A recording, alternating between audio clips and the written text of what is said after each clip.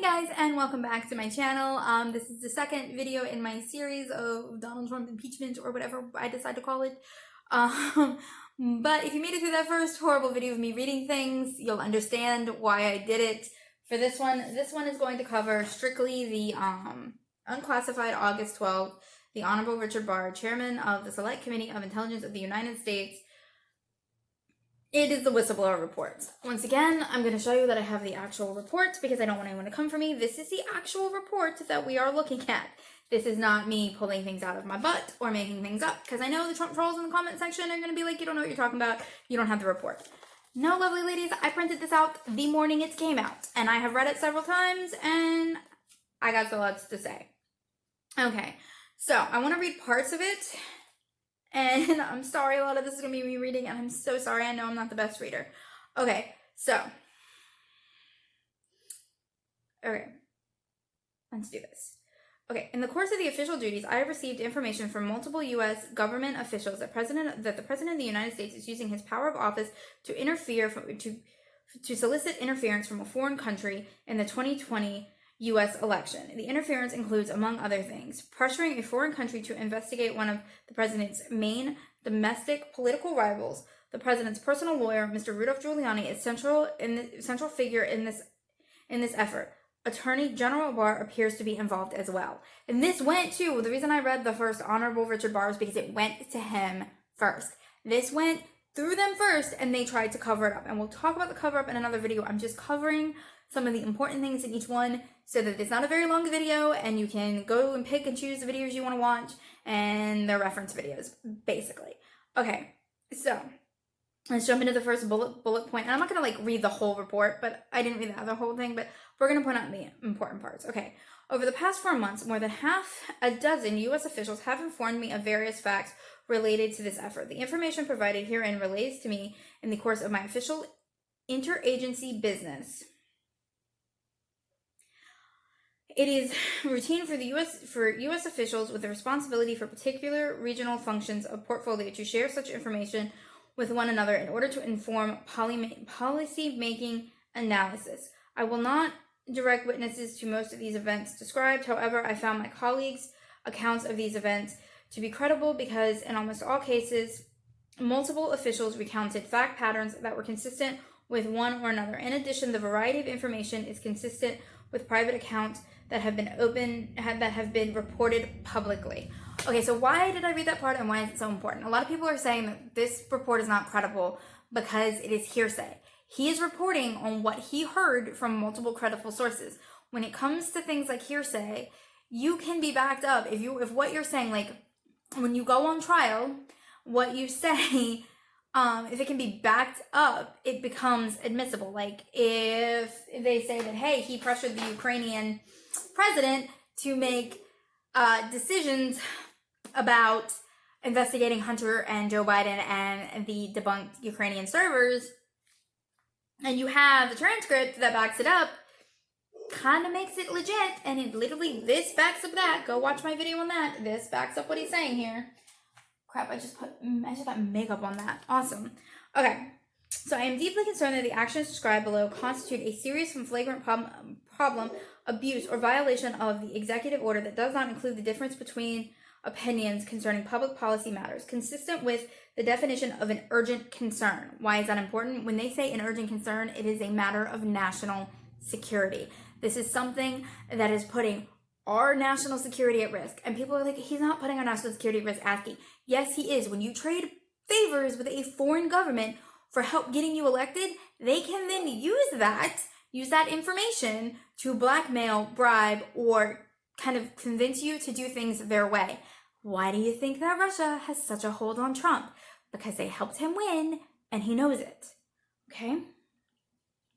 Includes difference concerning. Okay. I'm also concerned that these actions pose a risk to U.S. national security and undermine the U.S. government's efforts to deter and counter foreign interference in the U.S. elections. We are currently, right now, trying our best to keep Russia and other countries from interfering with our elections. And here we have a president using Ukraine to interfere with our elections. Do you see where that's a problem? Okay. To the best of my knowledge, and any of this statement is unclassified when separated From the classified enclosure, I have endeavored to apply the classification standards outlined in the Executive Order EO, blah, blah, blah, blah, blah, and to separate out information I know or have reason to believe is classified for national security purposes. He did not break the law. He did his best to keep secure information from getting out and putting out the most important parts to the American public and to Congress. He did everything by the book, legally, and he is not a spy. Okay? Okay. The classification markings apply retroactively. I believe that that it is incumbent upon the classification authorities to explain why such markings was applied and to which specific information it pertains. This is where he talks about the July 25th phone call. The July 25th presidential phone call. Early in the morning of July 25th, the president spoke by phone to the Ukrainian president, Vladimir Zelensky. I do not know which side initiated the call. President called him as an excuse. He used the election as an excuse to call him so that he could initiate this investigation. You see it in the transcript. Go watch the video. I read it clear as day for you. Okay, President do not know which side initiated.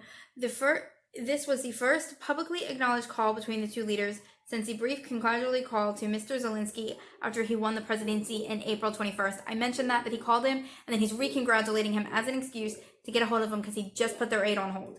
That's where it's important. Multiple White House officials with direct knowledge of the call informed me that in initial exchange of pleasantries, the president used the remainder of the call to advance his personal interest. We read that. We read where he was like, hey, do me a favor, investigate where these servers were used. It's been debunked, but I'd like to bring it up in my campaign. He didn't say that. I want to be very clear, he didn't say that. I'm just telling you what it means. Actually, go watch the video on where I read it. It basically, hey, do me a favor, investigate this, but it's been debunked. What I'm trying to tell you is it has been debunked. It has nothing to do with that. It is a completely debunked thing. There are so many videos out there debunking it. Go take your time to watch them. They're enlightening. Okay. Used the remainder of the call to advance his personal interest. Namely, he sought to pressure the Ukrainian leader to take actions to help the president's 2020 re-election bid. According to the White House officials who had direct knowledge of the call, the president pressured Mr. Zelensky to enter Allah. Hang on, guys. Sorry about that. My neighbor's little yappy dog was encouraging my dogs to go bananas, and I can't have that in the video because you can hear it, and then I get irritated the fact that you can hear it, so I do apologize that there's a large section of it barking. It just kind of got out of hand really quick, and I don't hear them bark most of the time.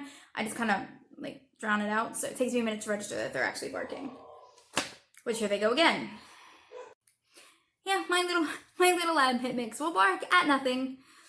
Absolutely nothing. Okay, where were we? Officials, okay. To enter Allah. Okay. Initiate or continue an investigation into the activities of former President Joseph Biden and his son Hunter Biden. Assist in particularly uncovering the allegations of Russian interference in the 2016 presidential election originated in the Ukraine, which specifically requested that the Ukraine leader locate and turn over servers by the Democratic National Committee, the DNC, and examined by the U.S. Cybersecurity for CrowdStrike, which initially reported that Russian hackers had penetrated the DNC networks and met or speak with two of the presidents named explicitly in the personal invoice on the matters, Mr. Giuliani and Attorney General Barr, who the president referred to multiple times.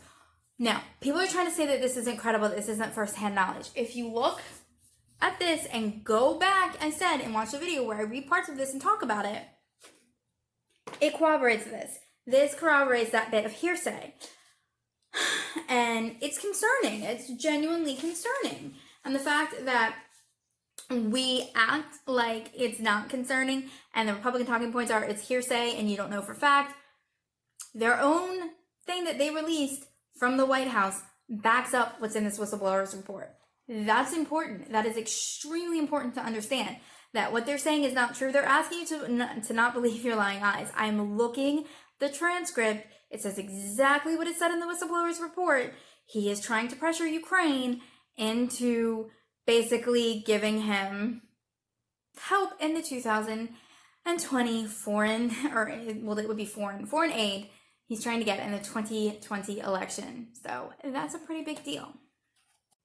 Okay, so the next part is where Donald Trump wants to keep the prosecutor that was investigating this obviously clearly corrupt prosecutor that was investigating and that he is using And there is plenty of reference to where Giuliani was working with this prosecutor, trying to get this prosecutor to help him. He was very corrupt.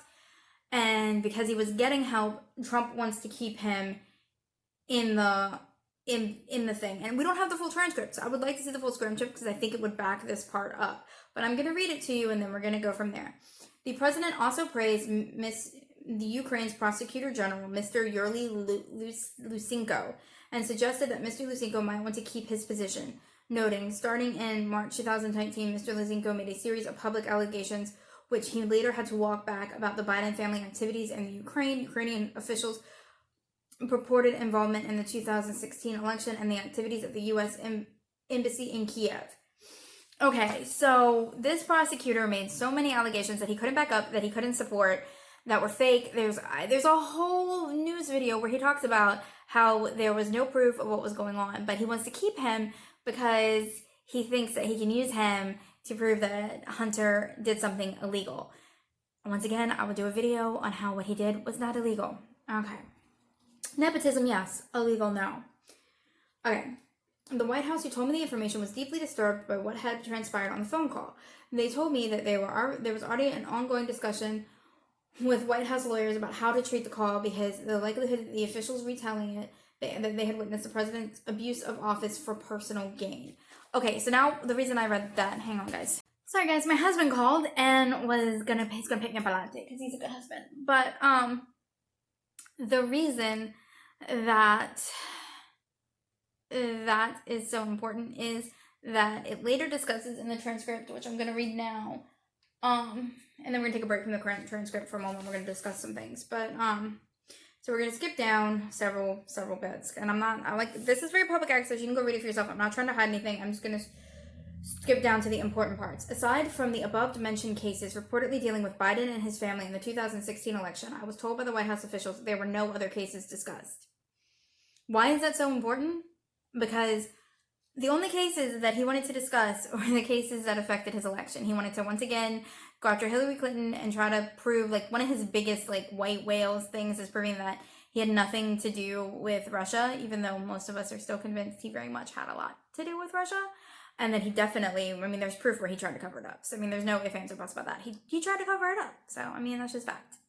But, it's his white whale. And so he was hoping that he could use the Ukraine to make up conspiracy theories and push on ONN and the Federalist and several other non-factual pieces, even Fox News at this point, non-factual pieces about how actually it occurred in Ukraine, and he could run on that and had monetary value. That is where it is legal. It had monetary value to his campaign.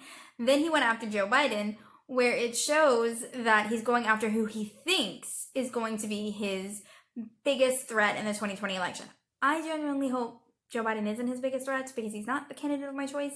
I am a Elizabeth Warren or Bernie Sanders girl, but that is not the point. The point is he thinks that Joe Biden is going to be his biggest competitor and he's going to be the one he has to take down. So he's already working on a strategy to taint him like he tainted Hillary and get the independent vote like myself to vote for him. Very clear, I did not vote for him or Hillary. I went independent because I knew my state was already going for Hillary and I needed that independent vote so that I could speak freely about whichever one that won.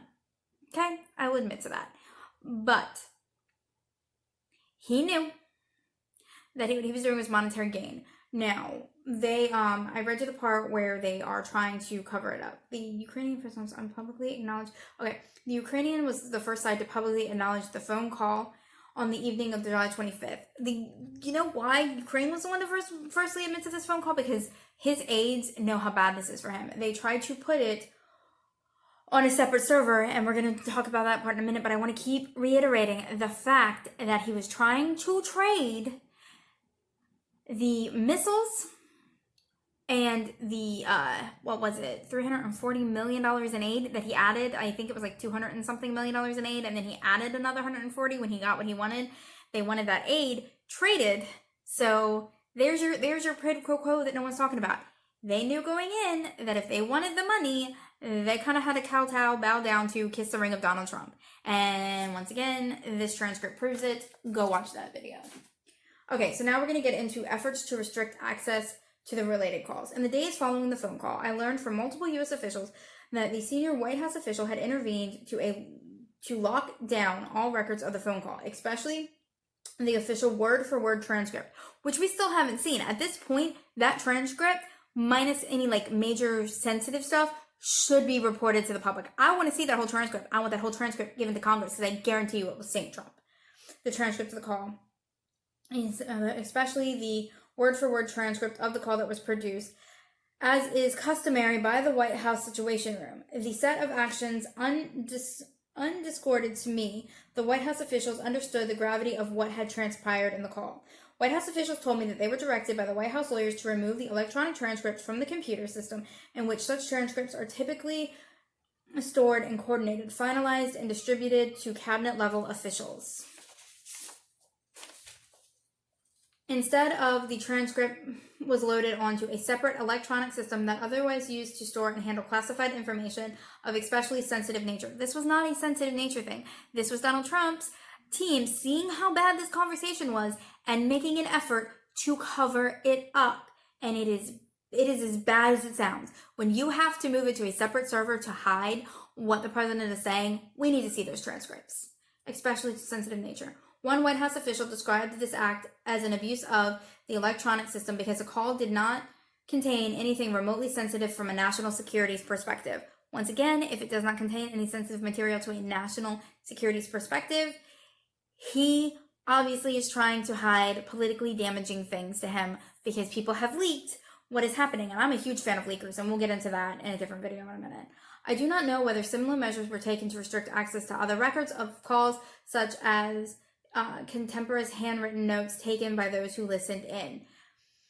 Okay, we know that everything, and even calls from Saudi Arabia, from Putin, have all been put on this restricted server as to hide what Donald Trump is doing and what he is saying and keep people from getting access to potentially politically damaging and illegal activities that are going on in the White House.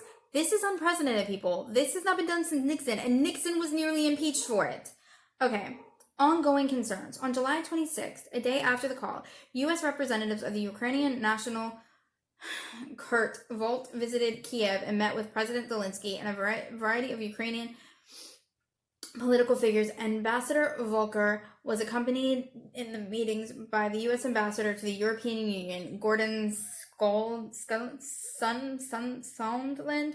Based on multiple accounts of the meetings recounted to the U.S. and various U.S. officials, Ambassadors Volker and Sondland reportedly provided advice to the Ukrainian leadership about how to navigate the demands the president had made to Mr. Zelensky. What that means is they're telling him how to investigate, how to please the president, how to keep him happy, how to give him what he wants so that you can get your aid and we can get our dirt on our political opponents. And how anyone on the Republican side cannot see this is actually a thing. You're choosing to willfully ignore it. Okay. I also learned from multiple U.S. officials that on or around the 2nd of August, Mr. Giuliani reportedly traveled to Madrid to meet with the President Zelensky's advisors. And Andrea Yermak, the U.S. official, characterized the meetings, which was not reported publicly at the time, as a direct follow-up to the president's call with Mr. Zelensky about the case that was discussed. Separately, U.S. officials told me that Giuliani had reportedly and privately reached out to various other Zelensky advisors, including Chief of Staff Andriy Dohan, I don't know, and Acting Chairman of the Security Services of the Ukraine, Ivan Bakanov. I do not know whether those officials met or spoke with Mr. Giuliani, but I was told separately by multiple U.S. officials that Mr. Yermak and Mr. Bakanov intended to travel to Washington in mid-August. On August 9th, the president told reporters, "I think President Zelensky is going to make a deal with President Putin and it will be invited to the White House. We look forward to seeing him. He's already been invited to the White House and he wants to come. And I think he will. He is a very reasonable guy. He wants to see peace in Ukraine and I think he will be coming. I think it will be coming very soon, actually." Basically, once again, he is trying to trade. This is where it shows where he's trying to trade things. And when they say that this is secondhand accounts and not proof, Rudolph Giuliani has backed up that he met with these people, spoke with these people, has done this on multiple, he did it on Fox News. He's admitted to doing it on Fox News and called himself a hero. So that backs this whole entire section of this report up. Go look up the videos for yourself if you want. I am a huge fan of doing your own research, coming to your own conclusions. But what I am telling you right here, right now, is that this was backed up by what Giuliani is saying in the public as we speak. Okay. I'm going to skip over where Donald Trump heard about the conspiracy theory. That's also well known. It was done in The Hill, reported on it in, what was it? Let me look it up because it has a date. I don't have specific dates. But it was reported in The Hill, I think in like May. It was reported in The Hill in like May about the whole Hunter Biden and Joe Biden thing. And it was also pretty quickly debunked. So, I mean, that was something that was debunked months ago that Trump is trying to like twist into something new now because he runs in conspiracy theories. Okay, well here we go. I'll just read this part to you. Starting in mid-May, I heard from multiple U.S. officials that they were deeply concerned by what they viewed as Mr. Giuliani's circumvention of national security decision-making process and engaged in Ukraine officials to relay a message back and forth between Kiev and the president. These officials told me that State Department officials, including Ambassador Volker and Scotland, had spoken with Mr. Giuliani in an attempt to contain the damage to the U.S. national security, and the Ambassador Volker in Scotland during the time period met with members of the new Ukrainian administration, in addition to discussing policy matters, sought to help Ukrainian leaders understand the response of differing messages they were receiving from the U.S. channels, on one hand from Mr. Giuliani and on the other. Okay, what does that mean? That means that publicly through the State Department, Trump is trying to be like, I'm not looking for this, I'm not doing this, while trying to circumvent them by using Giuliani to come in and meet with them privately. Giuliani is not a representative of the United States. He is Trump's private personal lawyer. He is employed by Trump, not by us. He has no business carrying out government actions. His job is to represent the president in his private life, not in his public life. So when he's sitting there running political information back and forth between Kiev and here, he is breaking the law. Trump is circumventing the State Department. That within itself, I'm pretty sure, is illegal. Okay, during the time frame, multiple U.S. officials told me that Ukrainian leadership was led to believe that the meeting or the phone call between the president and President Zelensky would depend on whether Zelensky's willingness to play ball on the issues that had been publicly aired by Mr. Lutsenko and Mr. Giuliani. That's once again that corrupt prosecutor that Trump wanted to keep on because he was going after Joe and Hunter Biden on an already debunked thing, on an investigation that already wasn't happening. So this is already, like, everything in this is backed up. Like, I am reading it to you and you're hearing them admit to this in public. Giuliani admitted to this. This has all been admitted by both Mr. Zelenko, what is his name? Ludensenko, whatever his freaking name is. He's admitted on the record in public to news organizations that he was talking to Giuliani, that this was set up and was being run between Giuliani and the president. He admits to this. He admits that there is no evidence that can hurt Hunter or Joe Biden at all. And it's backed up what's being said in this paperwork here. And you know I can't be making it up because I am reading it directly to you, much to my frustration. Okay. Shortly after Zelensky's inauguration, it was publicly reported that Mr. Giuliani met with two other Ukrainian officials. Ukrainian Special Incorporations prosecutor Mr. Zanar Kolendensky and former Ukrainian diplomat Andriy Telezinko. Both Mr. Kolendensky and Telezinko, I'm butchering those names, are allies of Mr. Ludensenko and made similar allegations in the above-mentioned series articles in The Hill, which were debunked. Several times they were debunked. Okay, here's where it gets important. This is literally from the president's own mouth, and you can go look at the interview. On June 13th, the president told ABC's George Stephanopoulos that he would accept damaging information of political rivals from the foreign government. On June 21st, Mr. Giuliani tweeted, "The new president of Ukraine is still silent on investigation of Ukrainian interference in 2016 16, and alleged bribery of Poroshenko. Time for leadership and investigation both. If you want to purge the Ukraine was abused by Hillary Clinton and people. In mid-July, I learned of the sudden change in policy with respect to the U.S.'s assistance for Ukraine. See enclosed and additional information. Okay. And then a lot of that is actually blacked out, and it's the end of the report. There's nothing really left to read. It's all pretty much covered. You can go read it for yourself if you want.